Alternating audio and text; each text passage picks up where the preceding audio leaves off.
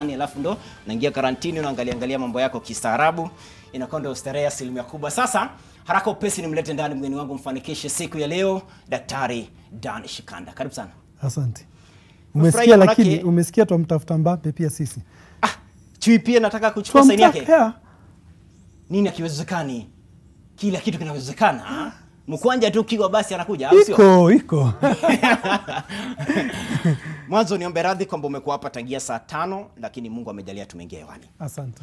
Nataka tuanze moja kwa moja mada yetu ya siku ya leo, maana tunatembea ulimwengu wa chui kabisa. Pango la chui ndio tunaogelea ndani. Sasa hapa katika shughuli nzima wiki iliyopita nimemuona Musalia amesema kwamba angalau atoe hela kiasi zaidi ya $600 anga katika kule kutayarisha mchakato mzima wa kumiliki lile shamba. Ekari 20? Ekari 20. Ndio mjenge uwanja nyumbani wa chui. Inakuaje kwamba Musalia amewasaidia na bado kuna mambo mengi ya kufanywa? Asante Makori. Musalia amekuwa patron wa AFC Leopards kwa miaka mingi. Hata nikicheza AFC Leopards alikuwa patron wetu, na ukiangalia AFC Leopards ilibuniwa ama ilianza 1964. Tuko na miaka karibu 56 sasa. Na tumekuwa na viongozi wengi wanakuja wanaondoka, na katika kila institution kuna kuanga na changamoto fulani. Kwa mfano tangu AFC anze kutoka 1964 mpaka wa leo kuna changamoto zimekuwa. Na kazi ya uongozi ni ukichukua usukani wa timu, ukitaka kuipeleka to the next level, lazima usuluhishe changamoto fulani katika timu. Na wale wengine wamekuwa mbele yangu, kuna zile changamoto walisuluhisha. Lakini sisi wakati tuliingia katika ofisi na kikosi changu, secretary wangu anaitwa Oliver Sikuku na treasurer wangu anaitwa Morris Chichi, tuliangalia nini tunaweza fanyia club. Wakati tulikuwa tuna campaign, tukienda kwa fans wetu, kwa members wetu, tulikuwa tunawaambia kuna vitu tunaweza fanya wakitupatia nafasi. Na setback kubwa sana ama changamoto kubwa sana ile mpira yetu inapitia ni ukosefu wa muundo msingi.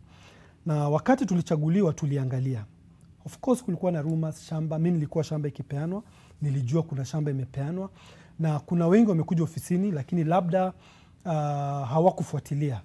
Unajua kuna ile unaweza kufuatilia ama usifuatilie. So wakati sisi tulianza kufuatilia, tuliona wacha tufuatilie tuone kama ni ukweli bado shamba lipo ama ni mzaha tu. So hiyo ndo kazi tumekuwa tunafanya katika hii mwaka mzima. Tumekuwa na setbacks mingi, unakumbuka mfadhili akiondoka, tumekuwa na setbacks mingi, lakini tunashukuru Mungu ya kwamba ndio hizi setbacks zote zimekuwa, lakini tumekuwa focused, the team has been focused, na uzuri ile team tunayo, it's a lean office. Tumechaguliwa watu watatu tukijifungia hapa tutatoka na jawabu ya nini tunataka kufanya. Tungekuwa wengi labda ingekuwa ngumu, sababu labda Makori anataka kuvuta huku, Shikanda avute kule, mwingine avute kule, lakini watu watatu mkiangaliana katika uso tunajiuliza nini jambo kuu lipi tunaweza fanyia klabu. Ndiposa kesho tukingatuka, wale vizazi zile zitakuja nyuma yetu zitasema kwa hakika ile ofisi ya Shikanda, Sikuku na Chichi walituletea hii. Ndio after kufuata tukapata ndio shamba liko, linahitaji vitu kadhaa, linahitaji processing, na processing ni pesa. Na kwa ukweli tumeappeal, tumeendea watu kadhaa. Sio Musalia peke yake tumeendea viongozi wengi kabisa, because ni shamba iko pali prime, na ni shamba pia inahitaji ikuwe process, bado haijakuwa yetu officially. Ndio ilipeanwa lakini kuna vitu lazima tufanye. So Musalia alitupatia pesa hiyo 633,000 ni ya kulipa kitu inaitwa standard premium. Ile ndio umepewa shamba na serikali. Umekubali? Zile ofisi zilikuwa siku zilizopita walikubali, wakaanza kufuata, lakini waliwachia katikati. So sisi tumekuja na nguvu ile, kama ni yetu lazima tuifuate tu, tuhakikisha kwanza tumeichukua ndiposa tuanze kuitumia. Hii club imekosa muundo msingi. Ukiangalia mpira yetu, corporate are keeping off kwa sababu wanaona hakuna lolote kwa mpira. Our culture is a bit wrong, the Kenyan culture. Tumerelegate mpira tuseme mwisho. Kwa mfano, ukiangalia media house zote, michezo ukuja saa ngapi? mwisho. The last thing ni michezo. Akiwala inakuja mwisho, na baada ya mwisho yaweza ikaje ikiwa imenyanyaswa tayari. Inanyanyaswa wakati tushapiga siasa zetu, tushafanya nini. Mimi huangalia news media house mingi. After siasa kila kitu, alafu business news, alafu michezo. Na hiyo michezo inakimbizwa kama haraka upesi. Nyumbani kama hajashika. Lakini sisi katika AFC Leopards tunataka tubadilishe vile kila mtu anaona michezo, sana mpira. Football is the biggest industry in the world. Football ndo kuna watu wengi sana. Mfadhili wetu huyu wa mwisho aliondoka, ametengeneza pesa mingi sana, sababu aliinvest kwa mass sport, pali kuna watu wengi. Na ni football tu. Na ni football. Mimi nashindwa watu wengine, mbona wana tapatapa wakiona ni kama huko hakuna kitu. AFC Leopards, to be honest, this is a gold mine. Na watu wetu hawajagundua AFC ni gold mine. Hata rivals wetu ni gold mine. Ni ile tu tukikaa vizuri tujue tunataka tutoke wapi tuende wapi. Kwa mfano sasa nimeajiri watu 50. Nasikianga hakuna kazi Kenya. If we open up the potential ya AFC Leopards, tunaweza ajiri watu 1000. Na hata zaidi. Na hii shamba itatusaidia tuajiri watu 1000. Kwa sababu kama sisi tunaweza fanya vitu zetu kivyetu as a football team, tukue na kiwanja yetu, tukue na clubhouse yetu, hoteli yetu pale, watu wetu wakuje kujivinjari pale, I mean, we will go places. Our fans, supporters wetu ni consumers, but we have nothing to offer them. Ndiyo ko business yetu ni kucheza mpira, but this kucheza mpira must be anchored around something. Team haitaenda kwa kiwanja kama haina transport. Transport ni pesa, na hiyo pesa kama club generate pesa yake, we don't have it. So ni changamoto kubwa sana kwetu sisi kama viongozi wa AFC Leopards kwa sasa, tuhakikisha kwamba tunafungua hii club kabisa. Ndio mtu akianza kuiona anaanza kufikiria commercially. Everybody now thinks AFC as a waste of time, as where you will go and spend your money with no return, but tunajaribu kubadilisha hiyo. Nataka tuangalie swala kwamba saa hii katika ekari 20 ni shamba kubwa sana, ni kiwanja kikubwa. Tuseme mmejenga sasa kiwanja kile cha mazoezi pembeni, kiwanja kikubwa tuseme kama Nyayo. Manake ina uwezo mkubwa kubeba Nyayo. Alafu kuna duka pale, umesema kuna mahali kwa kujivinjari kama baa pale, hapa na pale. Kuna duka ya nguo. Shabiki akitaka jezi anaipata haraka, akitaka tracksuit anaipata, akitaka kiatu anapata, na hata wachezaji kununua pale ndani ni rahisi. Kwa sasa mnafanya mazoezi mahali ambapo mnagaramika. Kule kufanya mazoezi gharama yake ikoje? Tunafanya mazoezi KTTC, tunalipa about 7,000-8,000 kwa siku. Tuko na mkataba na wao, it's a long term lease, na tukiwa na kiwanja yetu hatutagaramika na kulipa kiwanja kingine. Tutatengeza hiyo kiwanja to our specifications. Unapata ground, na simaanishi ya kwamba pale tunafanya mazoezi ni pabaya, but still we need to improve that standard. Sasa unaona si kiwanja chetu, so we cannot invest in the playing surface. Unaona? Kile unapewa ndio unatumia. Ile tumepewa tunatumia as it is. So tukiwa na kiwanja chetu, tuta invest on the playing surface. Tukiwa na kiwanja yetu ya kucheza game, tuta invest on the playing surface. Because ukiangalia katika nchi yetu Kenya, our playing surfaces have been a serious setback. Ile mpira inachezwa, haichezwi, hatu improve. Kuna coach alikuja siku moja tukijaribu, nikiwa club moja katika nchi, na akakuja akatuambia playing surface yetu ni poor. Nyayo Stadium alikuwa akisema hiyo playing surface ilikuwa very poor. Tukamwambia best playing surface ni City Stadium. Akaenda City Stadium tukafanya hapo mazoezi. Akatuambia pia hii bado ni poor. Our football will not improve. So kuna facilities zile we've been lacking as a nation, as a club. Zile once they're in our hands, we improve them, we'll start improving our football. Na hapo ndo tunataka tuende, because kwa sasa tukizungumza na wewe vile tunazungumza, AFC hatuna uwezo, hatuna vitu zetu. Tunatakana tukue na vitu zetu. Unapata ya kwamba pali tunafanyia mazoezi, ni kiwanja tu tumepewa. So kukuwa na vitu kama hizi mapost zile ndogo nini na nini, unapata hatuna vitu kama zile ukuta ya kuweka wachezaji wapige free kicks. But tungekuwa na uwanja wetu, we start doing those things so that everything Taratibu. is there. Taratibu. Team inakuja, you sharpen your player skills. The skills we have now with these players, they're just natural skills. Hakuna ile skill imekuwa sharpened. Unajua free kick ikikua, Austin Odhiambo ataniwekea kwenye neti. Free kick ikikua, Rupia atanifungia, because hawafanyi mazoezi ya hizo vitu, because where we are training unapata hatuna enough facilities. Kwa hiyo kiwanja tunataka tuweke gym ya kimataifa.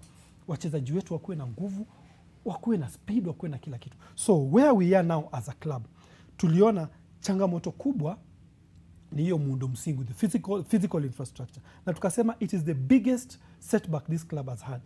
Can we work on it? Ndio sababu tunaifuatilia. Na bado Msali alitupatia hiyo 633. Bado pesa zingine zinahitajika. Na ninaomba, I am calling to all well wishers, to our partners, tafadhali, anyone who can support us. The earlier we finish this, the better. The earlier we get the money, ndio tutapata access ya hiyo kiwanja. Nataka tuangalie swala jingine kwamba juzi tu nimeona katika ikulu ya Nairobi, Rais Uhuru Kenyatta ali handover ile kwamba aliwakabidhi basi ambalo lilikuwa limenunuliwa na mtu mwingine. Sasa mko mbele ya Gor. Yaani Gor kuna vitu wanawashindia na kuna mali pia mnawapiga 10-0. Lile basi la kimataifa lile mkienda mechi ni starehe. Yeah, ni starehe, na umezungumzia hiyo safari yetu State House. To me, that was a game changer in our football in this country, because kama head of state anaweza simama, anaweza pause for a minute na afikirie juu ya mpira. Na kwa roho yangu nilikuwa najiambia, I will invite him to come for our game. And luckily enough, tulimtembelea tarehe 8, na the following day we were playing the biggest match in this country. Mashemeji. Na alikuwa pale. Na he had a busy schedule. Siku hiyo ndo kulikuwa na ile marathon ya First Lady. Na tulimuomba, tukanyenyekea, tukamuomba kama club ya AFC Leopards. Kwa heshima uje. Tuheshimu tu uje kwa ile mechi. Akatuchekesha kidogo ati, sasa nda support nani? Nikikuja nitasupport nyinyi ama nitasimama wapi? Nyinyi wote ni team, ni vijana. Ni jamii yangu. Tukamwambia njoo, unajua wewe ukija, our corporates wataanza kuona there's something in football. If a head of state can actually come and preside over a league match. Wacha tuseme mashemeji, a league match. Mechi tu ya kawaida. Mechi ya kawaida. Hiyo ni mechi ya kawaida because it is programmed. Iko kwa nini? Tutacheza na Gor Mahia mara 2. Yeah? So he came and attended. And before that, alitu challenge. Sisi tulikuwa tumeenda State House kulia. Hatuna pale pa kucheza mechi zetu Nairobi. I have played in 8 home grounds. Hii mwaka imeisha. Sikukuwa na kiwanja nyumbani. Unatapatapa leo uko wapi? Machakos, uko Buhungu. Nimecheza Buhungu, nimecheza Mumias, nimecheza Narok, nimecheza Kericho, sababu hatukuwa na kiwanja hapa. Sisi tulikuwa tumeenda kulilia the head of state atusaidie to access Nyayo Stadium. Antupatia changamoto. Niambia chairman, wewe waacha. Timu kubwa kama AFC Leopards, inafaa kuwa na nyumbani. Yeah. Wewe unaniambia hiyo ni ya serikali. Ni serikali. Manchester na Old Trafford. Barcelona na Camp Nou. Sisi nyinyi mnalialia.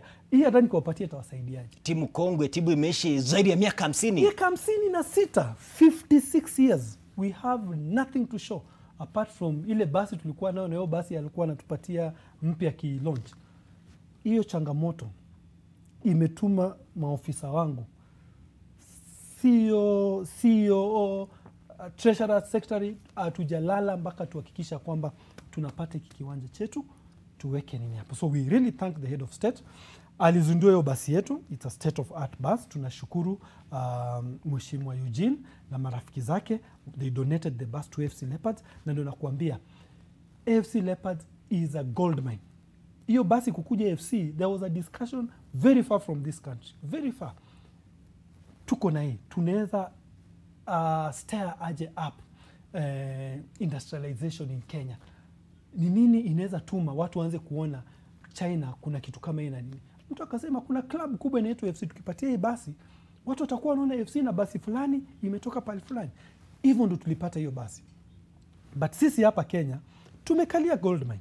Na ndo nakwambia kitu ya muhimu ya hizi vilabu, tuna need tuambie members wetu, the more they come to the club, the more they open up the club, the more activities the club will do, and the more the club will be will have a presence in our midst, katikati yetu na katikati ya watu na katikati ya hata hizi corporates. Because kama uko nje, football ina ajiri na inalipa vizuri, na nchi zinasimama sababu ya matches fulani zinachezwa. Why not in Kenya? Our economy is doubled or 3 times the economy of Zambia. Zambia wanalipa mchezaji wa mpira, there are few we've been trying to bring back to get, wanawalipa 350,000-400,000 shillings per month. We are struggling to pay 100 shillings. Struggling. Why? Sababu tumeona mpira sio ya maana. Tumedunisha. Tumeweka madharau fulani ndani yake. Si fulani, madharau kubwa kabisa ndani. Walai. Madharau kubwa kabisa. Because sisi tunasema hivi, if this economy of ours is bigger than Zambia, Tanzania, Uganda, and they're paying their players better. Si mimi nataka kuchukua AFC Leopards, niipeleke kwa hiyo economy. Hapo pali, what is driving our economy? Kama ni transport, AFC Leopards pia ikuwe na kakitu hapo transport. Anything that is driving our economy, we want AFC to be part of it, so that money we make comes and pays our players. Nataka tuangalie swala la mashemeji derby. Mashemeji derby, wewe mwanzo umechezea Gor Mahia, umechezea AFC yenyewe, timu yako sasa. Mashemeji derby ya miaka yako unaikumbukaje ukilinganisha na mashemeji ya miaka ya kileo? Asante Mwakori. I think tumesahau vitu vingi. Mashemeji derby used to be the biggest thing in this country. Wachana hata na tulikuwa tunaita hizi, wachana hata hizi tuseme Madaraka Day, tuseme Labor Day, hiyo tunaona watu wanaenda wanacheza stadium. Nyayo Stadium ama City Stadium ama Kasarani used to pack to the brim. Na siku zetu, mimi nimecheza AFC miaka 5, Gor Mahia miaka 5. I had a brother, in fact, when I was in Gor Mahia akichezea AFC, and he was playing fullback 2, alikuwa anaitwa Zakaya Shikanda, and I was playing number 11. There are league matches which have been decided amongst the two of us. If I'll have a good day, tutashinda league. If he'll have a good day, AFC watashinda league. Life used to come to a standstill. Siku hizo za mashemeji derby. Tulikuwa tunaenda camp for 2 weeks. It's like you're going to play Eastern Central. Munafichwa, I will not see my brother for 2 weeks. Tutaonana kwa kiwanja. Na hata tuwezi salamiana hivi. Tumechungwa, hakuna salamu, hakuna kumwangalia, hakuna kufanya nini. Focus. It is a must win. Winner takes it all. Ukizembea ufungwe, sahau league. It was a big match. Siku hizi, mashemeji derby, by the time I was coming to FC, players can come from home and go and play. It never used to happen. Never. Yani siku hizi ni mechi ya kawaida tu. Siku hizi ni mechi ya kawaida. My team FC, we have not beaten Gor Mahia, I don't know for how long. Ni muda mrefu. Manake mwisho mkuwafunga mwaka 2016. Imagine. The pressure ninayo, hata sio kiwanja, ni kufunga Gor Mahia. Because fans, our fans have been demoralized, yani demotivated. Wanaita FC team ya Nairobi. The river has gone very far from the source. River ikienda very far from the source, it will dry. If you're near the source, you will not dry. So we are trying to bring the club back to the source, back to its people, back to its owners. Kuna watu walikuwa wanasafiri kutoka Mombasa, kutoka Western, kukuja for mashemeji derby. Nowadays they don't come. We need to take the club back to its people so that support can come from the people. Na AFC, si team, najua nikikuuliza swali utaniambia AFC ni team ya Waluya. No. AFC ni team ya Wakenya wote. When I was playing for AFC, my vice chairman was called Mr. Ndenge. This guy had more passion than any lawyer you can talk about FC. Another vice chairman when I was in FC within those 5 years was Mr. Mungai. He had passion. He paid for me school fees together with Mr. Sambu. And nakwambia, the mashemeji derby, these officials could come and camp with you for a whole week and promise you heaven. And the beauty about it, once you beat Gor Mahia, they used to give you everything they promised. Na vitu zimebadilika kwa sababu pia unapata wale viongozi tumekuwa nao. Pia hao walichukulia hii mechi kama mechi ya kawaida. Ni points 3 tu ya. So nyinyi endeni mcheze, mshinde ni points 3. it comes with serious bragging rights. Inaweza toa ofisi kwa ofisi. For example, hata nikuwe najenga stadium, Gor Mahia inifunge. Unaenda? Because sasa watu watashindwa, sasa unatusaidia nini? Na shemeji anatuua. Mimi nataka nikitembea niambie shemeji, nyinyi hamtuwezi. Nyinyi sisi tunawafunga. That is the seriousness that this match had. Now we want to make sure it has that seriousness. Sasa unaambia wenzangu kwa ofisi tufanye chochote tunaweza fanya. But let's have a team that will compete, that will make sure this game is behind us. Nataka tuangalie swala moja la fujo, maana ukiangalia katika kiwambo cha runinga kwa sasa hali kwamba miaka imepita, miaka takriban 4 hivi hamjamfunga Gor Mahia. Sasa mashabiki mwanzo wakifungwa wanakataa kukubali matokeo hata kabla mechi kutamatika. Ni nini unajaribu kufanya kwamba hata ukifungwa, manake kama hii mechi ambayo imekuwa juzi mlifungwa 1-0, lakini kila mtu aliridhia matokeo kukubali kwamba tumefungwa 1-0, lakini mchezo mzuri, tunapiga hatua moja ama nyingine. Swala la fujo unajaribu kufanya nini kulikomesha? Asante. Swala la fujo limekuwa kansa kwa Kiswahili saratani inaua katika mpira yetu. Na nashukuru viongozi wenzangu tumejaribu kulitatua na tunaliaddress through our branches. Tumewaambia mechi ya mpira ni entertainment. Sisi tutafanya party yetu. Tutahakikisha tuna mpira kwa kiwanja, tuna timu kwa kiwanja ile itawafurahisha. Na ikiwafurahisha tunataka ilete matokeo. Na tumeambia mafans wetu kupitia branches that corporate wanna keep off kwa mpira sababu ya hiyo hooliganism. Na ukiangalia vizuri, apart from labda one incident, tangu tuchukue ofisi, hii mambo ya hooliganism inaanza kuwa jambo la ya kitambo kusaulika. Na ni hivyo tu tunaweza tengeneza mpira yetu. Tunataka hii mpira ikue a family affair. Wewe na familia yako ukue safe, ukuje uone mpira. So tunatilia mkazo. It has been very expensive for us as AFC Leopards sababu ya hii mambo ya hooliganism, viti kuvunjwa Kasarani. Sasa hivi tuna deni la shilingi milioni 4 kwa Sports Kenya kwa viti zilizovunjwa miaka 2 zilizoisha. Last year but one wanasema viti zilivunjwa, wametupatia invoice. Sasa nitalipa wachezaji ama nitafanya nini? Kwa sasa ni fans wametusaidia pale tumefika. The obligation of the team has actually been on the shoulders ya branches. Wametusaidia kulipa wachezaji kidogo, wametusaidia kumita our needs za kupeleka team katika kiwanja.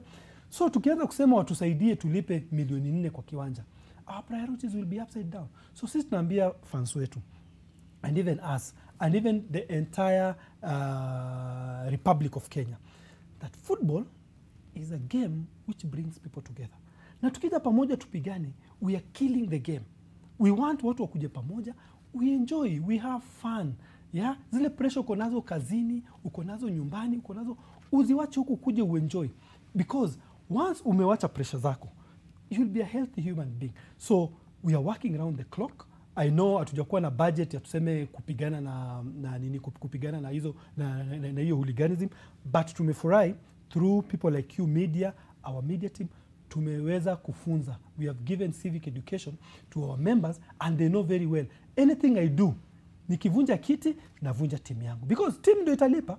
Hii pesa kidogo tunachanga kama watu na we cannot ignore that it is our members who have put us up to where we are. Ndio tunatafuta sponsorship. Tumezungumza na watu wengi na I am sure before we start the league again, I can tell our members for free we will have a sponsor in place. Najua ni ngumu, but we have been talking to people who are even ready to come at this tough time. Waone, najua everybody fears the uncertainty with the coronavirus, but we are working around the clock to make sure that as we start the new season, as we start the new league, there's somebody on board. Hapo kwa corona, labda katika kipindi kigumu mnafanyaje ukiwa wewe ndo kinara wao, wanakuangalia wote wao wachezaji, coach wao Anthony Modo Kimani, mnawasaidia kivipi katika kule kufanya mazoezi labda nyumbani na na labda kulipa kodi hapa na pale. Asante Makori. In fact, ninaweza sema it's been an interesting walk in AFC Leopards. Mwaka hii moja, to me, has been interesting, at times very painful, but I thank God. Sponsor alitoka immediately 2 weeks after we were in office. Na tulikuwa tumepanga mikakati, tunaenda pre-season Mumias. Hatungevunja hizo mikakati. Sponsor akatoka akatuambia ni hivi na hivi. Ile hela nilikuwa nayo nimewapatia. Alikuwa ametulipia mshahara I think za July na ninaondoka. My wage bill is 5 million.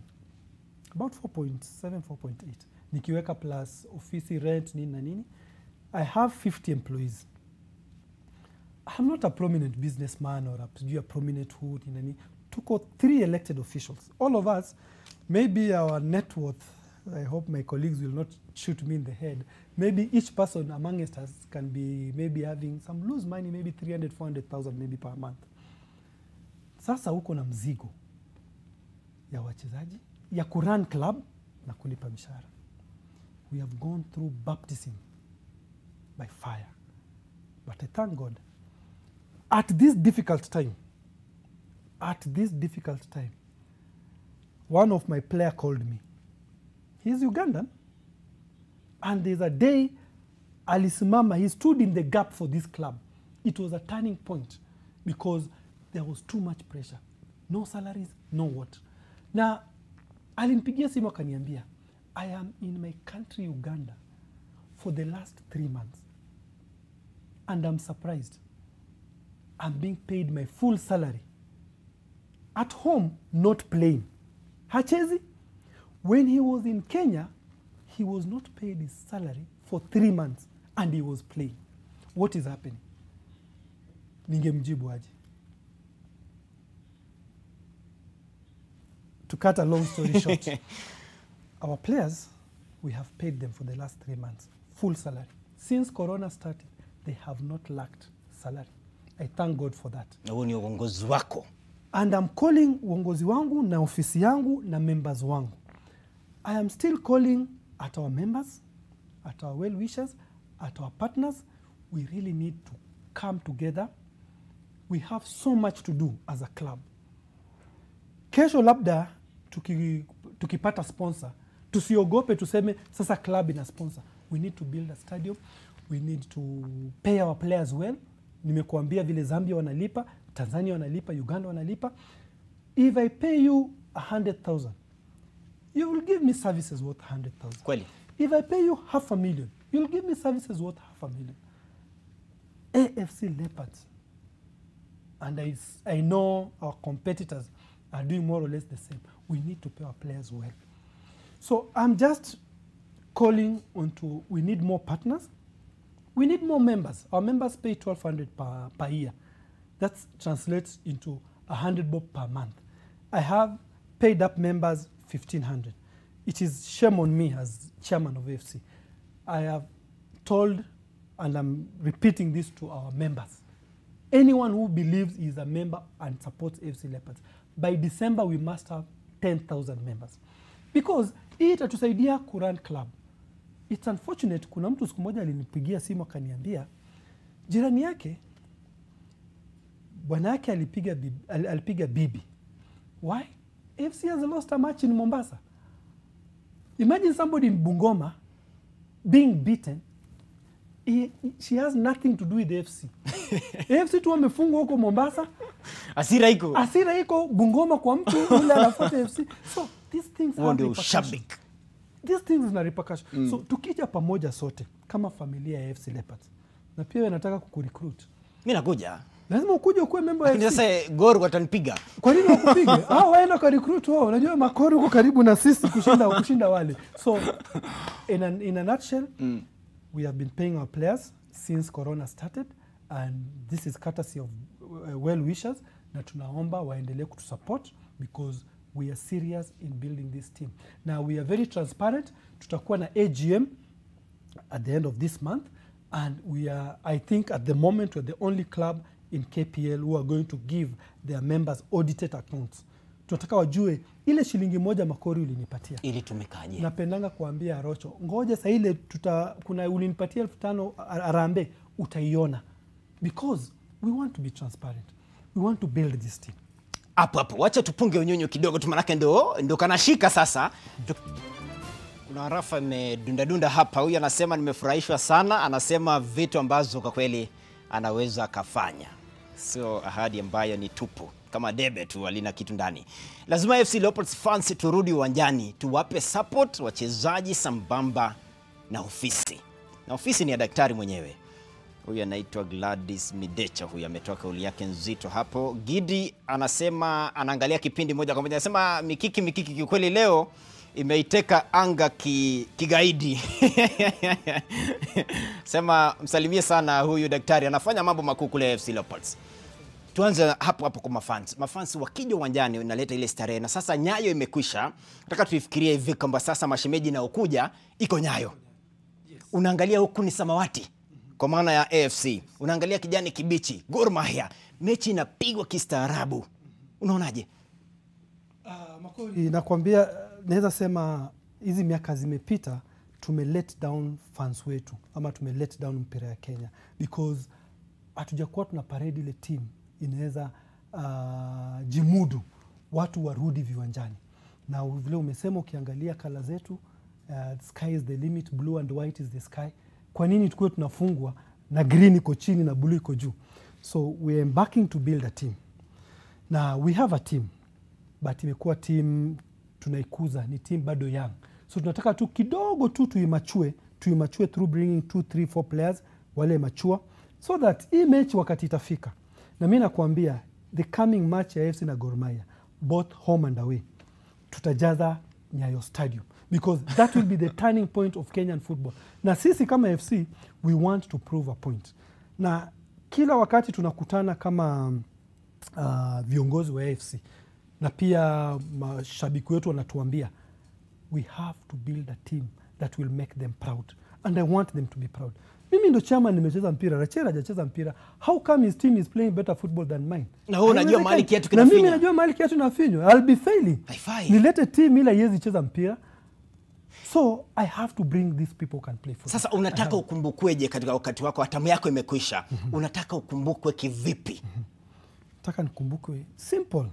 Niliweka muundo msingi, physical infrastructure, na pia nilirudisha club kucheza mpira ile fans wanataka waone. Because what do you want to see in a football match? You want to be entertained. Nataka fan akitoka Western anakuja kuona mpira Nairobi, ama Mombasa anakuja kuona mpira Nairobi, he will get value for his money. Football is about entertainment. Mimi 30-40 years down the line, watoto wangu unajua siku zetu hatukuwa na video ama nini ndawaonesha. But at times we sit in a restaurant, mtu anakuja anawaambia your dad played football, serious football. Ni heshima. In fact, I remember tulikuwa Kisumu siku moja kwa hoteli, na mtu akakuja akaambia, akatusalamia, akaniuliza this is your family? Akasema yes. Akaambia is this your son? Akasema yes. Akamwambia what's your name? Kijana akamwambia Leroy. Akasema okay, I support Man City because of Leroy Sané. And your father was playing like Leroy Sané. We used to go to the stadium to watch it. Nataka fans wa AFC 10 years to come, they'll be remembering a player who used to play well when we were in office. Hapo daktari, coach wako Anthony Modo Kimani, coach wa aina gani?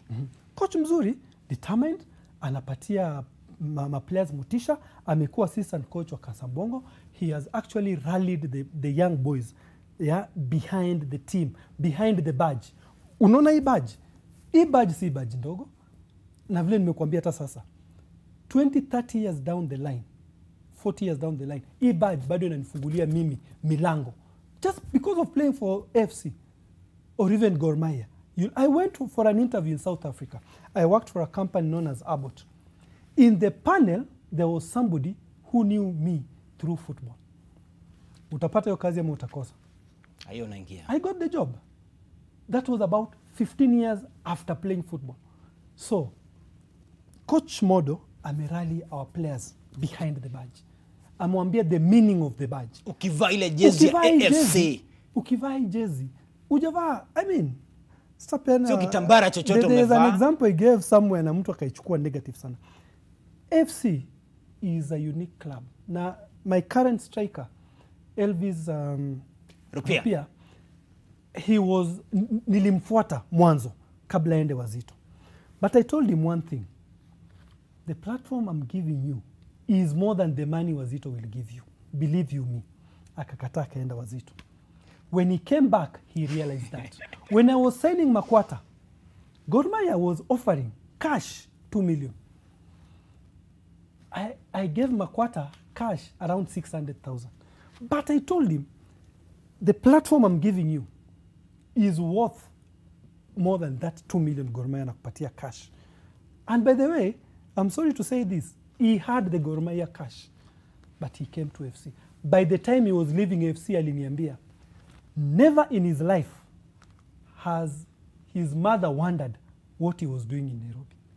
But when he was playing for FC, each time he scores, a delegation went to his mother. Na akamwambia, mtoto wako ametuokoa.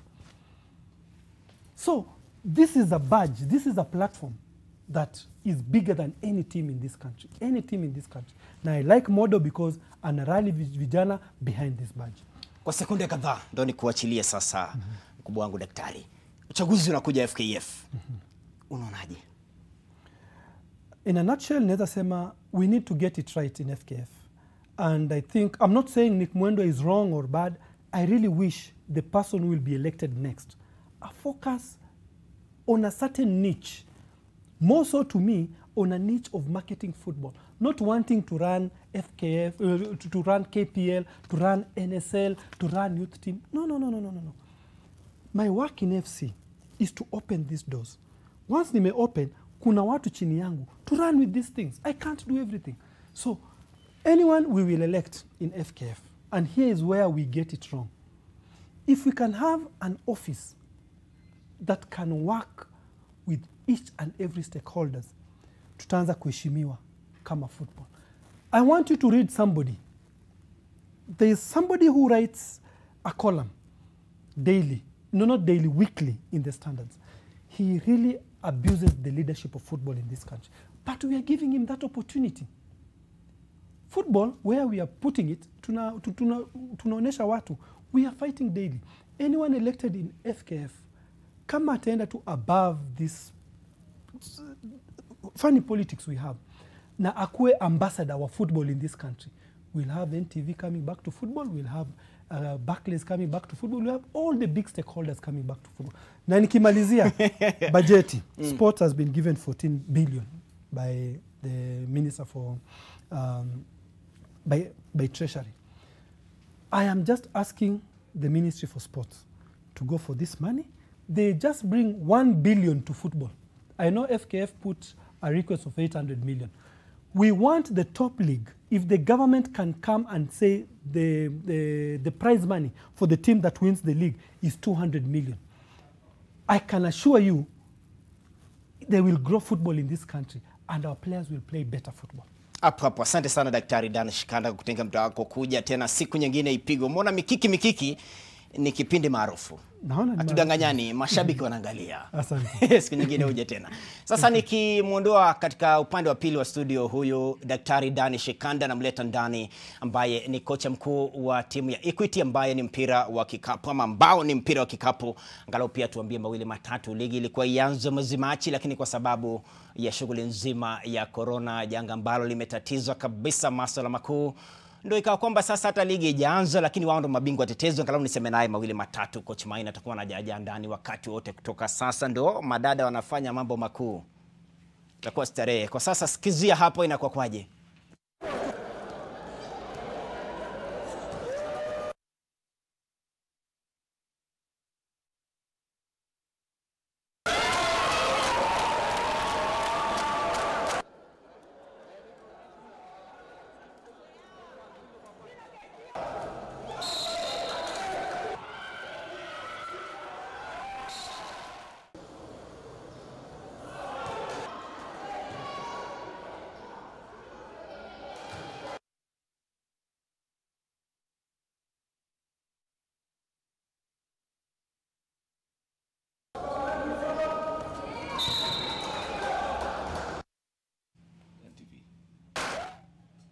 kocha wangu, acha nikukaribishe rasmi, manake ndo tunaingia sasa kipindi hiki cha quarantine. Nyinyi ni mabingwa tetezi, ndo ligi ilikuwa ianze kule Machi, lakini Machi yenyewe ndo hali ikawa mbaya.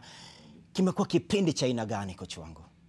Hakija kuwa kipindi ambacho ni rahisi kwa wachezaji ama kwa sisi makocha, kwa sababu sasa inabidi wachezaji wanafanya mazoezi yao manyumbani. Hatuna uhakika kama wanafanya kulingana na yale maagizo mpaka vile tumewaelezea ama wanafanya vile wanavyotaka. Kwa hivyo hiyo ni changamoto ambayo tunapitia kwa wakati huu, lakini nina imani kwamba hii jambo litaisha na tutarudi mazoezi.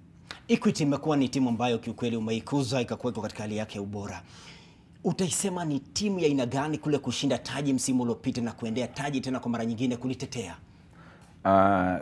Vile naweza sema kuhusu Equity ni it's a unique team kuanzia nilivyoshikilia hiyo team miaka 7 iliyopita. Pale mwanzoni nilikuwa sijafunza timu ya wanawake. Hii ndio ilikuwa mara yangu ya kwanza. Na japokuwa nilikuwa na changamoto za hapa na pale, niliweza kuovercome zile changamoto na tukaweza sasa kupata matokeo. Na kwa hiyo miaka 7 tumeshinda vikombe miaka 3, na ya mwisho ni mwaka jana ambayo tumeshinda 2017 na 2018 na 2019 zikiwa zinafuatana. Sasa msimu ukiwa umesambaratishwa na hii corona, labda unawapa mwelekeo wale wachezaji wakiwa nyumbani labda kufanya mazoezi nyumbani, manake mchezo wa mpira wa kikapu lazima muwe wengi. Ni kweli. Ni kama soka vile. Sasa labda unawafanyaje kule wakiwa nyumbani, wako quarantine, wanasema karantini ndo wakiwa wanajinoa, labda corona tukiondolewa masharti kwamba tunaweza kutangamana, wako vizuri? Vile ambavyo tunafanya ni kuwatumia kanda za video ya mazoezi ile ambayo tunataka wafanye. Manake jambo la muhimu saizi ni just to keep fit, kwa sababu upande wa techniques kama kurusha hoops hiyo hawezi kufanya, manake sio hatuna rim nyumbani. Kwa hivyo ile ku keep fit ndio jambo ambalo la maana saizi. Wakishamaliza wanatutumia video kutuonesha kwamba hivi ndio mazoezi nimekuwa nikifanya. Kwa hivyo hivi ndio tunafuatilia. Mpira wa kikapu ndio huku nyumbani Kenya, kiujumla utausemaje? Miaka ambayo imepita hatujakuwa tukifanya vizuri, na nafikiria ni kwa sababu kwangu mimi naweza sema ni uongozi, kwa sababu kiangalia miaka iliyopita hapo nikiwa bado mchanga sijaanza kucheza, niliweza kuona timu yetu ya wanadada ina perform vizuri kule Afrika. So kile ambacho kimefanyika miaka ambayo imepita, nafikiria matayarisho yetu hayajakuwa mazuri. Siwezi kukudanganya kama kocha, huwezi kwenda championship unafanya mazoezi mwezi moja na unatarajia kupata matokeo mazuri. Kila ushindi ni ile mazoezi unafanya, ile duration ya mazoezi vile unavyofanya ndio inachangia wewe kuweza kushinda. Kwa hivyo hapo ndio tumekuwa tukienda, tunafanya vile itakaniwi. Upande wa kule kanda ya 5 zone 5 mlishinda taji, labda mchuano ulikuwaje na mlisoma nini ndo mkarudi nyumbani? Tumeenda zone 5 miaka 3. Mwaka wa kwanza ambayo ilikuwa ni kama majaribio, tulienda tukawa namba 2, tulipoteza kwa KPA kwenye mechi ya mwisho. Tulivyorudi mwaka wa pili tuliweza kushinda kile kikombe.